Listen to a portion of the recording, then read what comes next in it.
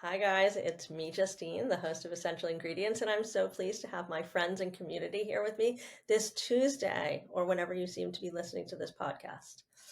So, I want to let you know that today's episode is an exciting conversation. I had a really expansive chat with one of the co founders, Anthony of ReGen Brand. Anthony talks about his personal struggles and what inspired him to build the business with his co founder, Kyle. And together they've built this podcast, which turned to a media company and now is a trade association. You're not going to want to miss this. So, folks, for those interested in regen agriculture, regen brands, and building something that's regenerative, this is the podcast for you. Right. So, Anthony, so great to have you here today on Essential Ingredients. I sort of ran into you guys a little bit in Expo West, but that was overwhelming. Yes, it's an overly stimulating experience for sure. But thanks for having me. Good to be here. Yeah, great to have you here. Thanks again. Sorry your co-founder couldn't be here, but we're excited to Uh, have the conversation, and I feel like there's a lot to go over. So, for those yeah. that are not familiar with Regen Brands, maybe you can just give a brief description, and we can dig in after that. Yeah, so we're a education, collaboration, and financing ecosystem supporting brands that sell regenerative products. It all came about because we had this podcast, the Regen Brands podcast, and we got really intimately familiar with these brands and their unique problems. And we said, hey, there's enough of y'all that we should probably like build some systemic collaborative solutions to this. So we have not done that yet, but we are trying to do that now with really two existing nonprofits, but three existing pillars: the Regen Brands Institute, the Regen Brands Coalition, and Regen Brands Capital.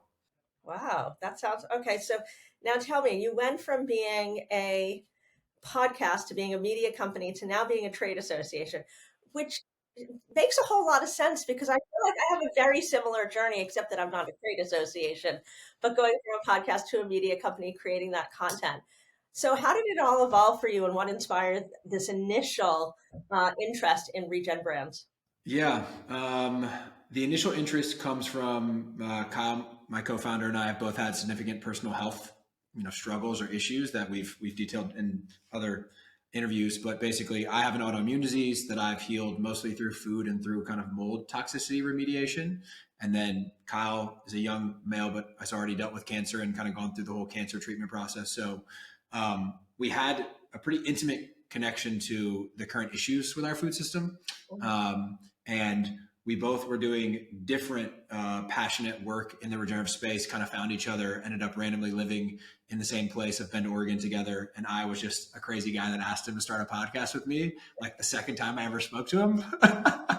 So, you know, the right combination of interest and credibility was there for us two to kind of do it. And that grew over many conversations and many offerings of support for these brands and these products.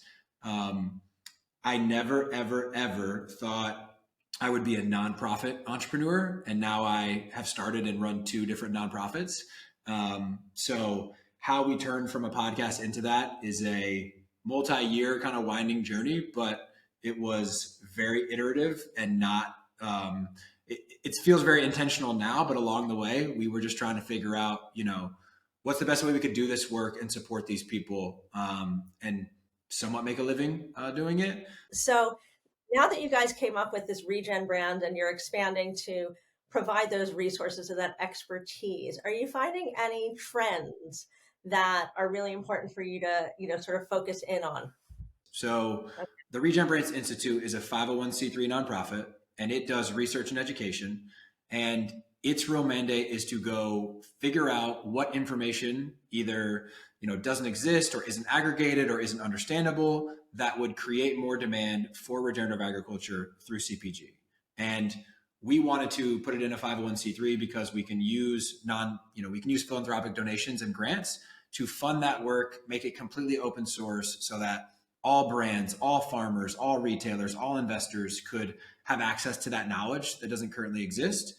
The Regen Brands Coalition is a 501c6 nonprofit, which is the type of nonprofit you use for a trade association.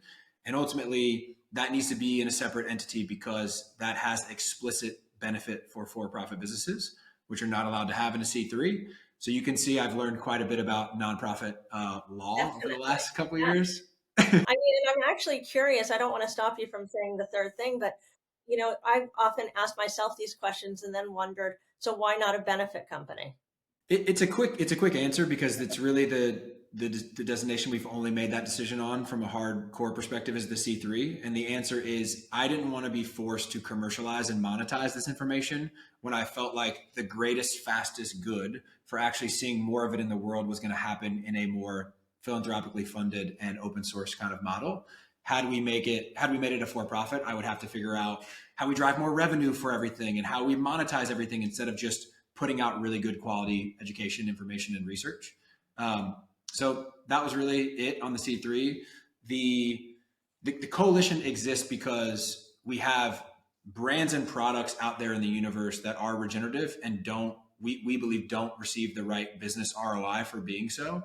On the capital side, ReGen Brands Capital, that really came out of a fundamental understanding that regenerative brands are extremely underfunded and they're funded with a lot of misaligned tools and capital. So the investors, the capital, and the financial products that we need to fund the next generation of regenerative brands that are going to actually truly scale regenerative supply chains does not exist. So how do you do that? And we don't actually think we know exactly how we do that yet, but that entity and that programming is being created to go figure that out. Now, so you kicked this off as a podcast. What was your background before you launched this podcast and got into regenerative agriculture and building regenerative brands? Yeah. So my family's been in the food industry for the last 100 years. My grandfather was a second generation Italian American orphan with very little economic opportunities. So he started selling wholesale produce, which was a pretty typical career path for a lot of Jewish and Italian Americans in Indianapolis, Indiana at the time. So he started doing that in the 1930s. I grew up in a business that my father, uncles, cousins kind of took over from him and turned into a very successful regional produce distribution business in the Midwest. I went to college, played college football, did something different out of school because I didn't want to be a produce guy like my dad. But I eventually found my way back to the business when we had sold it to private equity. And my dad, my uncle, my brother, my cousins all called me and said, hey, we have these new private equity owners. They really want to grow this business. We need people that really understand this business and want to see it succeed. So went back there, helped run a big operating business, managed a big team, super, super fun to carry on the family tradition. And we had a lot of success and a lot of growth. I left because of the autoimmune disease that I mentioned earlier, really to take a health sabbatical and deal with that, significantly for the first time since I was diagnosed at age 14. And I got asymptomatic from the disease for the first time during that sabbatical. And I got very passionate about the things that led me to become symptom free, like food. And basically in January of 2021, I just decided I'm going to work on regenerative agriculture. I don't know what that means, what it pays, where I'm going, what I'm doing, but we'll figure it out. And I started a apparel brand called Regeneration Nation to advocate for regenerative agriculture, which was just a really good way to burn money. I started making investments in the space. I had a full-time role with an amazing organization called Regenerative Food Systems Investment that really is a media and events company covering kind of investing in the space. And along that period, six-ish, I forget exactly the number, but I had made multiple investments into CPG brands. And I found that the focus, the attention, the capital allocation, and the awareness of the need to support brands from a regenerative perspective was really, low. Like we were constantly talking about the farmers and the farmland practices, which is, yes, that's the whole point. But if we never figure out how to process it and sell it to a consumer, that's going to be an issue. And so we started the podcast really just as two gentlemen that wanted to help with that and were curious about that topic. And what it allowed us to do was get the clarity and the intimacy of these people, these products, and these brands and their problems to then go try and create some stuff to help support them. And I'm curious because, regenerative brands is people are defining it in so many different ways, not regenerative brands, regenerative agriculture and being regenerative, right? I mean, how many different examples of what that means do you have? I probably have like 20 different definitions, right? So I'm curious, when you're working with these brands, is it hard to get everybody on the same page? I mean, I'm guessing they all have the same ethos. even if it's not the same definition. As a fellow Californian now, we have we're lucky with the amount of fresh whole foods we can buy versus a lot of other people. You know, we in the work that we do with packaged CPG products, right? It's all about labels, it's all about claims, and it's all about certifications. And your question is a good one because regenerative is a mess. It's a hot mess. I can understand, articulate, and define it really easily, but the average consumer, I don't think can, for a myriad of reasons. But what it looks like from our perspective is there is close to 10 different certification bodies that all have products in the marketplace in some way, shape, or form. There's probably 3 or 4 really leading those efforts that have more products than others and kind of more of the reputable brands and products than others. And then there's also people that are just making regenerative claims and not really substantiating them at all. That's on the product side. On the just overall regenerative agriculture side, you know, there's these practices that you can just do one of the practices and you can say, we support regenerative agriculture, or we are regenerative, which I think is the entire reason regenerative was created, is the beauty of that being a transition tool to improve conventional agriculture. The challenge is it's super easy to greenwash if it's not legit, or it's really easy to lower the bar as low as possible. You know, we don't work a ton in that space because I largely believe we can't have a lot of effect on that. What I'm more concerned about is how do we support these brands that have products that they are saying are regenerative, that have some sort of third-party validation. So for us, for membership in the trade association, you have to produce at least one product that has regenerative somewhere on the package, and it has third-party validation from one of 8 different third parties. 7 of those 8 are certification bodies, and then the 8th option is Whole Foods Market, because they have a specific regenerative assessment for brands that are not certified. Well, I think that makes it pretty clear for people. That breaks it down, because if there's any question, you can go about investigating it that way. And I think, if I was to go to the market and look for a cracker or something, right? I do look at all the ingredients and I do look at all those things. And I'm a big I don't buy anything with sugar or gums. Like that is my thing. We all have our things, right? That's mine. Yeah. You know how hard it took me like ages to find some milk that didn't have any gums, it was just whatever the nut was, the water and the milk. And the salt, a little salt. So, I think that's a really smart way to break it down, and it really makes it accessible for those people building businesses to better understand how they fit into that niche. So can you give us a couple examples of people or products that fit into that niche? Yeah. And I'll wrap the last conversation with just one more thought, which is the challenge is at the retail store, when you walk the aisle, there is up-teen articulations of regenerative, right? Because it might be this certification, it might be that certification, but the one unifying factor right now is typically the word regenerative is at least on the packaging somewhere. So we're trying to just create more unity and harmony around the consumer experience and the identification mechanism. Like, can we do shelf tags that all look the same? Can we do POS that all look the same? Because it's not as uniform as non-GMO, organic, kosher, gluten-free. There's these multiple different languages that it's being communicated in, which is a challenge. I also venture to say it's hard to add anything else to some of these products. Like it's a space problem. Yes, 100%. To your question of brands to spotlight, that's a hard question. You're asking me to pick children here. I know. I knew you were going to say that. Just to give our audience an idea of what to look for if they want to see an example, a good example. Yeah, and we used to have a full brands list on our website, which we are revamping and will republish here soon. But we still have all the coalition brands listed on the website. So I'll share a few of those as examples. My favorite, I will play favorites, become an investor in the company and they're a member in the trade association, is huge ice cream guy. So Alex Ice Cream. They're a great brand. They're doing it extremely well. You can find them at Whole Foods, Sprouts, and probably your other favorite natural food store. So I love Alex Ice Cream. They source from Alexander Family Farms, which is a very famous regenerative and organic dairy that you can find in most of your kind of dairy sets with regenerative certifications and claims on it. There is coffee and nuts and snack chips and coconut water and bone broth and all these things. now.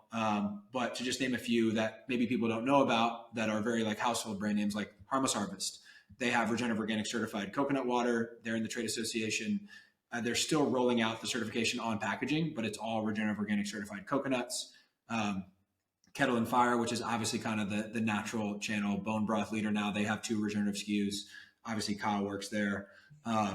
We have awesome snack food chip brands like Artisan Tropic. They have a cassava and a plantain chip. We have Zach's Mighty. They're an amazing regenerative corn-based tortilla chip.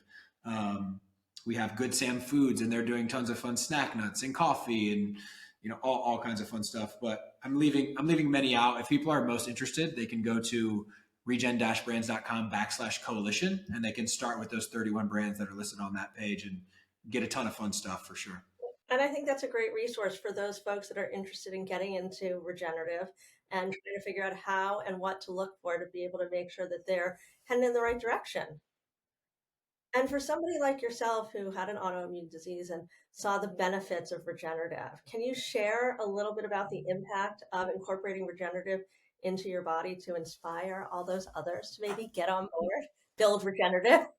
Yeah, no, it's a really great question. And I was, as you're asking, I was kind of noticing that I never mentioned a meat brand. And I probably should always lead with that because that's the OG regenerative, many are the OG regenerative brands because basically that cohort proved that we can have a positive ecological and environmental effect with livestock when the conventional narrative is that you never can. So we just had White Oak Pastures on the podcast. They're kind of like, they've been on Rogan. They're very famous for their regenerative work. The most like up and coming hot brand in that space nationally is Force of Nature Meats. I buy their product. It's amazing. I love what folks like Hickory Nut Gap are doing. They're in the coalition. They're an awesome kind of regional brand.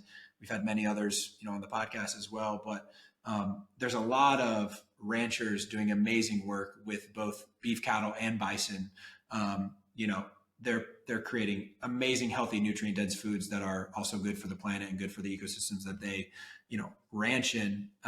So those would be something to check out. And that's been the biggest shift in my diet. Like I grew up in a business where we had access to tons of fresh, healthy, organic fruits and vegetables. So I never had any problems there. And I'm sure we ate decent meat growing up, but like you said, go to the butcher shop, go to the grocery store, no idea how it was raised. What's, does it have nitrates, blah, blah, blah. Like, was it feedlot? Was it not? And I eat some sort of regeneratively raised meat probably once or twice a day, usually grass-fed, grass-finished beef or bison.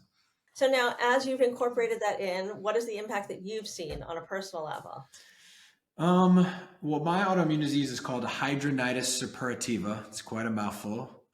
It's a skin-related condition. So my biggest symptom and or lack thereof are these large boils, zits, lesions, to not get too graphic, that people don't want to get, and basically the alleviation of getting them. So that's the biggest symptom that I've seen is like, I don't have to deal with that anymore. And then just from an overall like vitality, energy, recovery from, athletics and weightlifting, huge increase. And I can really feel the difference when I don't have access to that regeneratively raised protein source. So those would be the big ones for me. So in terms of feel that, is it that you don't have those anymore, but you also have more energy or you're less tired or I don't want to put words in your mouth. Yeah, but I'm thinking about no doubt. the football player. As you said, you were a football player and I'm like thinking to myself, so what was it like making that transition? Because obviously as a football player, that's a lot of work. It's hard on your body. Yeah. I wish I knew then what I know now. I'll tell you that. If I had some of the nutritional awareness or knowledge or access that I do now, I think I would have been a lot better off when I was training at that level. But I think when I've been living this lifestyle for quite some time now, and so I actually see less of the benefits in myself personally, and I notice more of the deficiencies in others that are not doing it. More so from living in the world around a lot of people that maybe aren't, which you don't want to be super judgmental and pontificate and shove it down people's throats, but it offers a lot of nice opportunities to be like, hey, have you ever tried this? It tastes really great. I think you'd feel a lot better, blah, blah, blah. And, it's fun to get texts from some of my buddies from college and be like, hey, I need some more regenerative meat. Who should I buy from? Or, hey, it tasted so good. So that's been a fun experience. So for those folks that are tuning in that maybe are looking at becoming a ReGen brand, what are some key things or tips that you might be able to recommend on this journey for them? Yeah, start with one ingredient. A lot of people just start that way, and they eventually have an entire SKU where all the ingredients are regenerative, and then they eventually have a whole line that's regenerative. There are plenty of ingredients that there's supply out there that exist at the right cost for you to put it into a product. Many have been showcased in a lot of the brands we've had on the podcast because many of them are farmers or processors that also sell B2B ingredients on top of the products that they produce themselves. So yeah, start with an ingredient that's meaningful in at least one of your products, and work with information sources like ours. Go to the certification websites, find regenerative farmers, maybe near your co-man or where you manufacture or near where you work. There's enough supply out there to get started. We are supply constrained in some capacities, either from an availability or a cost perspective when it comes to some ingredients, but there's plenty out there. And my advice would be, choose one ingredient to get started and reach out to us if you're looking for sources and or, knowledge. We don't have like paid consulting engagements for that stuff, but we can definitely get on a 30-minute Zoom and see how we can help and get you connected with the right folks. Awesome, Anthony. I am so excited to continue to watch how things expand in your world, in your orbit, I should say, with You. all the different things that you have going on, from the coalition to the funding to the capital to Yeah. all of it. It's a lot and it's exciting. And I can see that the impact it's going to have on the future of the next generation of regenerative brands, and people also accessing information for education around it. Yeah. With No doubt. resources like yours, like mine, etc., hopefully people will be able to make more informed choices.